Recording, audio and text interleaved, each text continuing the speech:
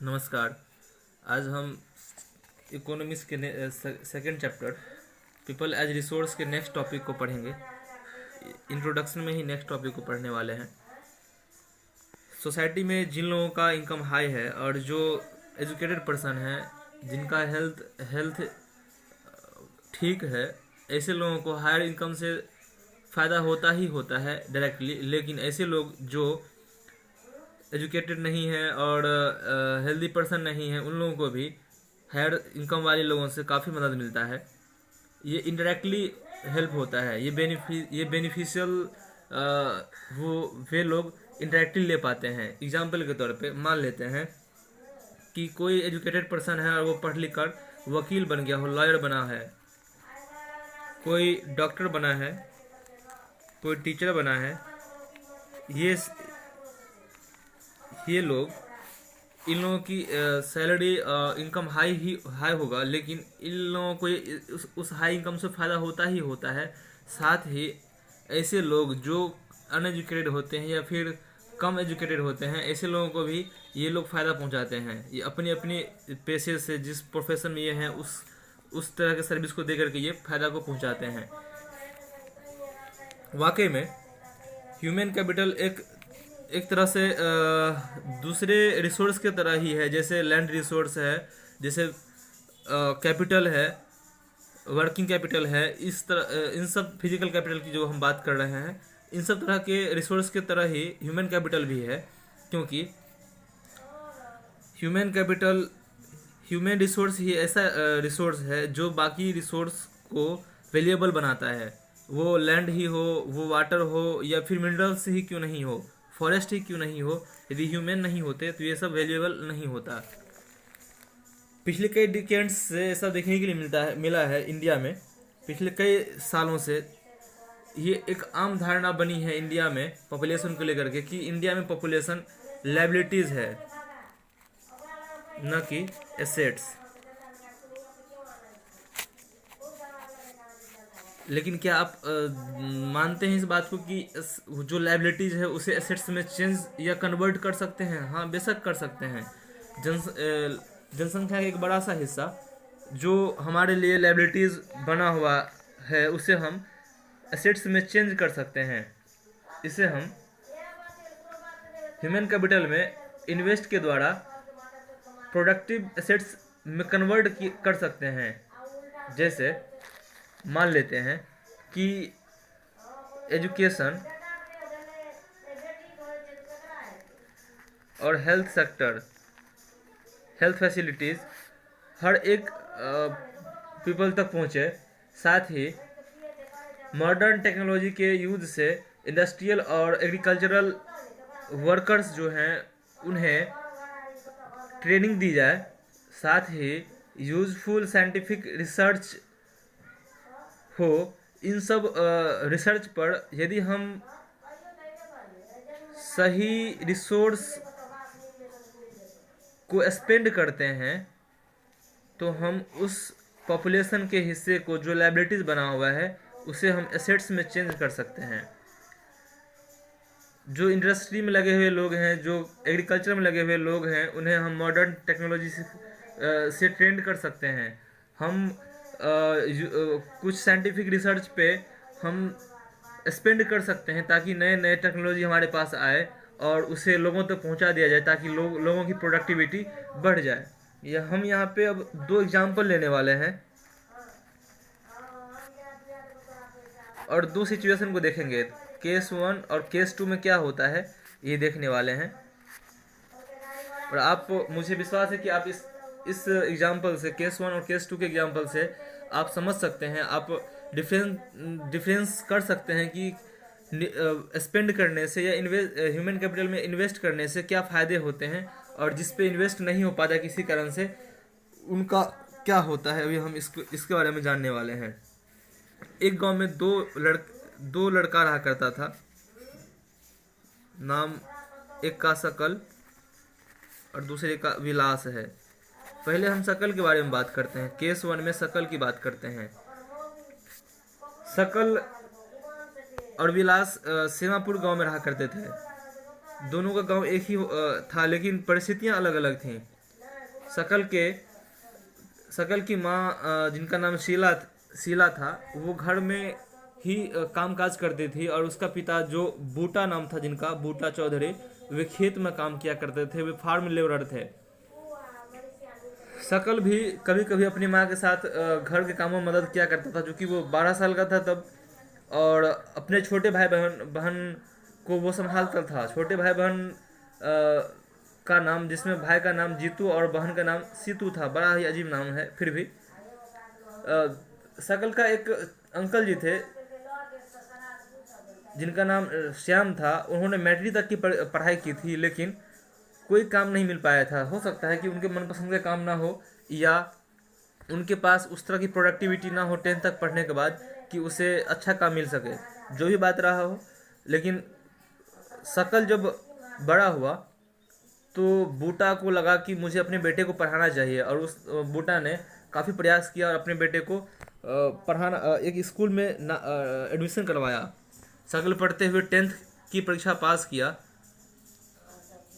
और फिर बूटा न चाहता था कि इस बेटा और पढ़े, क्योंकि इनकी घर की माली हालत ठीक न थी। उतना इनकम था नहीं कि बेटे को आगे तक की पढ़ाई के लिए सपोर्ट करें। लेकिन फिर भी शकल की जिद थी, और शकल चाहता था कि हम पढ़ें, उसका इंटरेस्ट था पढ़ने में, पढ़ाई में। इसलिए शकल अपने पिता को मना लिया कि हम आगे पढ़ेंगे, और फिर बूटा ने अपने बेटे को कंप्यूटर कमर्शियल कोर्स में दाखिला करवाया, जिसके लिए उन्हें लोन लेना पड़ा। शकल वहाँ भी काफ़ी मेहनत से और तल्लीनता के साथ पढ़ा, और कंप्यूटर में डिग्री प्राप्त किया, और फिर एक प्राइवेट फार्म में उसे नौकरी मिल गई। क्योंकि इसकी प्रोडक्टिविटी इसके अंकल से अच्छी थी, इसलिए शकल को एक प्राइवेट फार्म में जॉब लग गया, और वहाँ उसने एक सॉफ्टवेयर डिज़ाइन किया। उस सॉफ्टवेयर की मदद से उस फार्म हाउस के जो मालिक थे, ऑनर थे, उनकी बिक्री काफ़ी बढ़ गई, जिससे खुश होकर के शकल को उसने काफ़ी अच्छे पोस्ट पे दे दिया, और उसकी सैलरी भी बढ़ा दी। यहाँ हम देखे हैं कि एक लॉन्ग टाइम पीरियड में इन्वेस्ट चल रहा था, बचपन से लेकर के 10th पास करने और फिर कंप्यूटर कमर्शियल कोर्स में दाखिला लेने और पढ़ने से लेकर के डिग्री प्राप्त करने तक में शकल को एक लंबे दौर से गुजरना पड़ा। और इस दौर में शकल में इन्वेस्ट हुआ। जब इन्वेस्ट हुआ तब शकल की प्रोडक्टिविटी बढ़ी, और अंततः शकल को एक प्राइवेट फार्म में नौकरी मिल गई। और अब यहाँ पे जब नौकरी मिली तो उसने अपने प्रोडक्टिविटी को दिखाना शुरू किया। उसके पास जो भी क्वालिटी था उसे उसने दिखाना शुरू किया, और उसका फ़ायदा ज़रूर मिला इसकी पोस्ट अच्छी हो गई, सैलरी बढ़ गई, और जिससे फैमिली का जो स्थिति था वो भी बेहतर हुआ। अब हम बात करते हैं विलास की। विलास उसी गांव में एक मछुआरा फिशरमैन महेश का बेटा था। जब विलास 2 साल का था तो उस महेश की मृत्यु हो गई, और पूरे घर का जिम्मेदारी माँ पे आ गया। विलास की माँ एक गांव के ही एक जमींदार लैंडलॉर्ड के तालाब से मछली खरीद करके बगल के मार्केट में बेचा करती थी, और उससे 20 से 30 रुपया प्रत्येक दिन वो कमा पाती थी। 20 से 30 रुपया ही मात्र, गौर करिएगा कि मछली बेच करके वो 20 से 30 रुपया ही कमा पाती थी।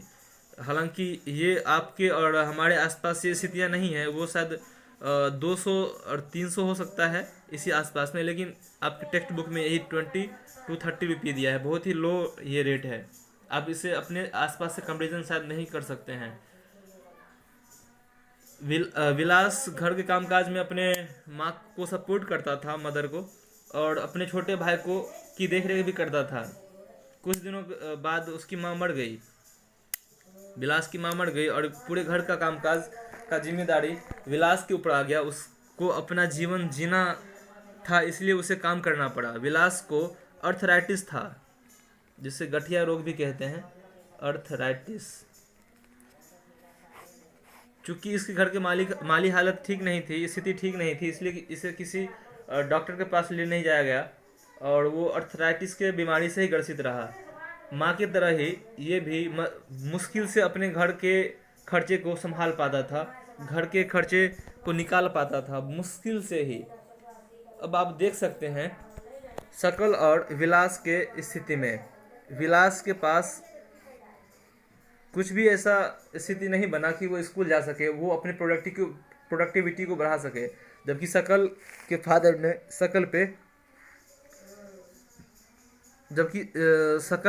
ने शकल पे इन्वेस्ट किया, विलास पे इन्वेस्ट नहीं हो पाया, जिसका परिणाम ये हुआ कि इन्वेस्ट का रिजल्ट कुछ सालों बाद शकल को मिला, वो भी बेहतर रिजल्ट मिला, लेकिन विलास पे इन्वेस्ट ही नहीं हो पाया था, तो रिजल्ट की कोई कामना ही नहीं कर सकते।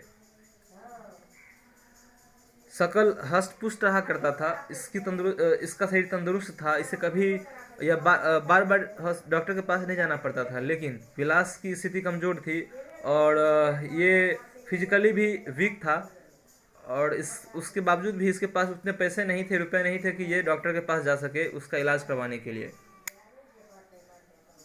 शकल कंप्यूटर डिग्री प्राप्त करने के बाद एक फार्म हाउस में काम करना शुरू किया, और विलास अपना ही पुराना धंधा को ही आगे बढ़ाया और मछली बेचना शुरू किया, और बहुत मुश्किल से विलास कमा पाता था अपने लिए। अब देख पा रहे हैं स्पष्टतः कि शकल के मामले में एक लॉन्ग टाइम पीरियड में इन्वेस्ट हुआ है, जिसके कारण उसकी लेबर क्वालिटी काफ़ी बढ़ गई है, उसकी प्रोडक्टिविटी पहले से काफ़ी बढ़ गई है। यदि शकल में इन्वेस्ट नहीं किया जाता तो हो सकता था कि इसकी पूरी संभावनाएं थी कि वो पिता की तरह ही, अपने फादर बूटा चौधरी की तरह ही खेतों में काम करता।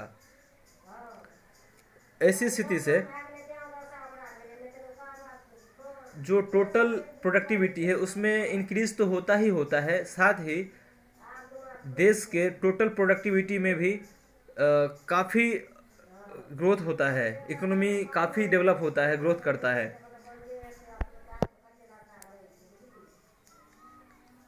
इसके बदले जब निवेश होता है तो वो रिजल्ट, बेहतर रिजल्ट किसी भी रूप में आ सकता है। वो हायर इनकम हो सकता है, हायर हेल्थ फैसिलिटीज़ हो सकता है, हायर लाइफ स्टाइल हो सकता है, या फिर दूसरा और भी रिजल्ट आ सकता है जब आप किसी ह्यूमन कैपिटल में इन्वेस्ट करते हैं तो।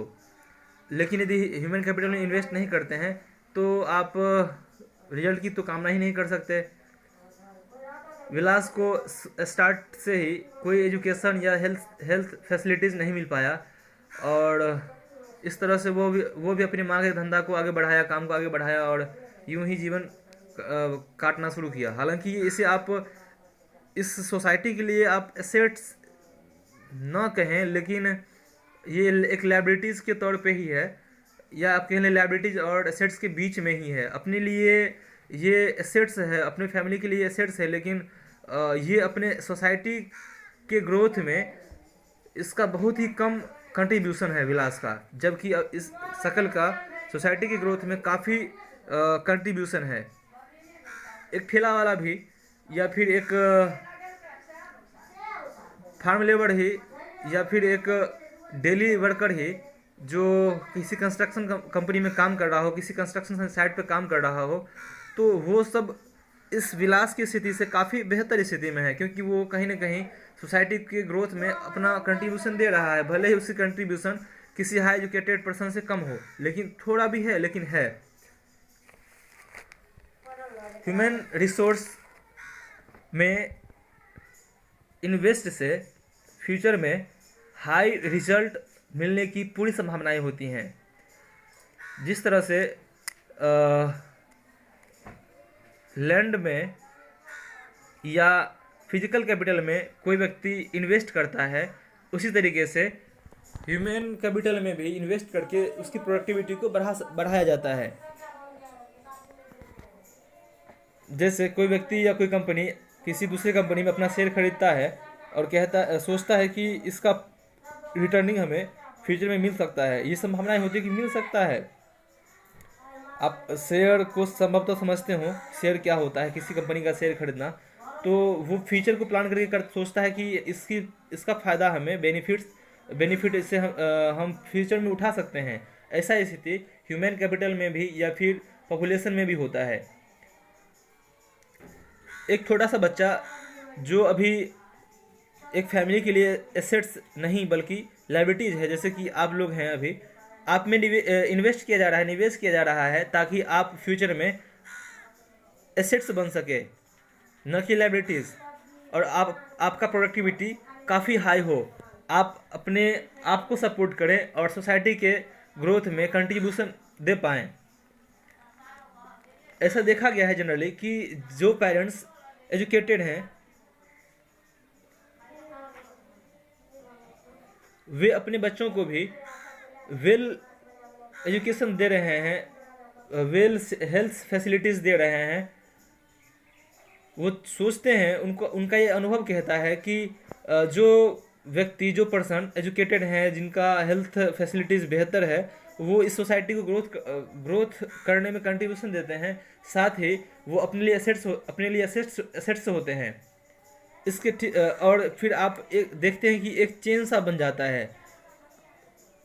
एजुकेटेड पेरेंट्स के बच्चे एजुकेटेड, फिर उनके बच्चे एजुकेटेड, फिर ये एक चेन सा बन जाता है। लेकिन इसके दूसरी तरफ यदि बात करें ऐसे पेरेंट्स की जो बहुत ही कम एजुकेटेड हैं, हालांकि वो भी अब एजुकेशन के इम्पोर्टेंस को जानने लगे हैं, लेकिन एजुकेटेड पेरेंट्स की तुलना में ये कम जागरूक हुए हैं। लेकिन अनएजुकेटेड पर्सन भी अब अपने बच्चों को पढ़ाना शुरू कर दिए हैं। वो चाहते हैं कि हमारे बच्चों को अच्छी से अच्छी फैसिलिटीज़ मिले, वो अच्छा करें ताकि इनका फ्यूचर ब्राइट हो और ये फ्यूचर में अपनी प्रोडक्टिविटी को बढ़ा सके और एसेट्स बन सके। कई बार ऐसा देखा गया है कि जो अनएजुकेटेड पर्सन होते हैं, पेरेंट्स होते हैं, वे अपने बच्चों को 5-6 साल के बाद कहीं ना कहीं काम में लगा देते हैं और वहाँ एजुकेशन होता ही नहीं है, हाइजीन भी अच्छी नहीं होती है, और वो बच्चा जिसका फ्यूचर ब्राइट हो सकता था, इसकी पूरी संभावनाएं थी, वो एक कह सकते हैं कि एक दुष्चक्र में फंस जाता है और अपने माता पिता की तरह ही वो भी अनएजुकेटेड और अनहेल्दी लाइफ को जीने के लिए मजबूर हो जाता है। आप अपने आसपास गौर करें और देखें कि कितने ऐसे बच्चे हैं आपके एज ग्रुप में जिनको वेल एजुकेशन मिल पाता है और जिनको वेल हेल्थ फैसिलिटीज़ मिल पाता है। आप ये भी गौर करें कि कितने ऐसे बच्चे हैं जिनको ये सब नहीं मिलता है। आप ये भी गौर करें कि कितने ऐसे पेरेंट्स हैं जो अपने बच्चों को हाइजीन में रखते हैं, अपने बच्चों को बेस्ट फैसिलिटीज़ दे रहे होते हैं अपने तरीके से। तो आपको मिलेगा कि इस सोसाइटी में कई ऐसे लोग हैं जिनके पास रिसोर्सेज नहीं है कि वो अपने बच्चे को ये सब बेहतर सुविधाएं दे पाएँ, फैसिलिटीज उपलब्ध करवा पाएँ। यहाँ एक एग्जांपल मैं देना चाहूँगा जापान का। जापान के पास अपना नेचुरल रिसोर्स बहुत ही कम है, नहीं के बराबर। संभवतः वाटर के अलावा शायद उसके पास बहुत कुछ नहीं है, वाटर और फॉरेस्ट के अलावा उसके पास कोई मिनरल्स नहीं है, कोई फॉसिल फ्यूल्स भी नहीं है। फिर भी वो आज डेवलप्ड कंट्री में काउंट होता है, क्योंकि जापान ने अपने पॉपुलेशन पर एजुकेशन और हेल्थ जैसे सेक्टर में इन्वेस्ट करके अपने पॉपुलेशन के एक बड़े से हिस्से को प्रोडक्टिव बना दिया है और उसकी प्रोडक्टिविटी काफ़ी बढ़ गई है। उसने काफ़ी डेवलप किया है टेक्नोलॉजी के मामले में। साइंस रिसर्च है उसके मामले में काफ़ी ग्रोथ किया है, जिसके कारण आज जापान अपने आप में एक डेवलप कंट्री है, जबकि उसे हर एक ज़रूरत की सामान जो है वो दूसरे कंट्री से इंपोर्ट करना पड़ता है। खास करके जो मेटालिक मिनरल्स होते हैं, जो फॉसिल फ्यूल्स होते हैं, इन सब को फॉसिल फ्यूल्स बहुत ही कम अब यूज वहाँ हो रहा है, क्योंकि अधिकांशतः हाइड्रो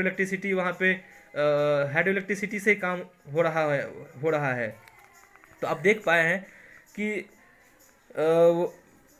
किस तरीके से पॉपुलेशन को हम लायबिलिटीज़ के बदले कन्वर्ट कर सकते हैं एसेट्स में। जापान ने भी अपने लोगों में लैंड और फिजिकल कैपिटल के तरह ही ह्यूमन कैपिटल में भी काफ़ी इन्वेस्ट किया है और उसकी प्रोडक्टिविटी को बढ़ाया, उसकी प्रोडक्टिविटी में ग्रोथ करवाया और उस प्रोडक्टिविटी का काफ़ी बेनिफिट्स वो ले रहा है।